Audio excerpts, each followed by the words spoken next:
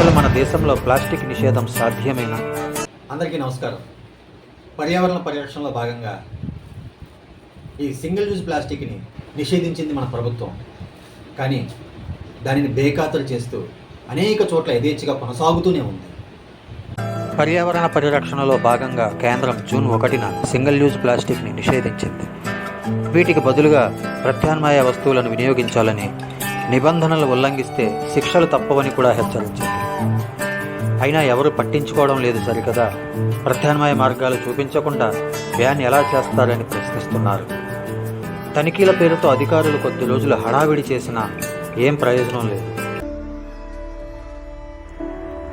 కొన్ని చోట్ల పెద్ద షాపుల్లో ప్లాస్టిక్ కవర్ల వాడకం తగ్గినా చాలా చోట్ల చిన్న చిన్న టిఫిన్ సెంటర్లలో, రోడ్ల పక్కన పూల దుకాణాలలో, పూజా సామాగ్రి అమ్మే చోట, కూరగాయల కొట్టువాళ్ళు ఈ ప్లాస్టిక్ కవర్లను యథేచ్ఛగా వాడుతున్నారు. మనలో చాలామంది ఇంటి నుంచి గుడ్డ సంచిని తీసుకువెళ్లేందుకు ఇష్టపడక ఈ ప్లాస్టిక్ కవర్లని వినియోగిస్తున్నారు. పర్యావరణాన్ని కాపాడుకుందామని మాటల్లో చెప్పడమే తప్ప చేతల్లో ఎవ్వరూ చేసి చూపడం లేదు. మనలో మార్పు రాకపోతే ఇక పర్యావరణాన్ని ఎలా కాపాడుకోగలం? దయచేసి ఈ సింగిల్ యూజ్ ప్లాస్టిక్ వాడకాన్ని నిషేధిద్దాం.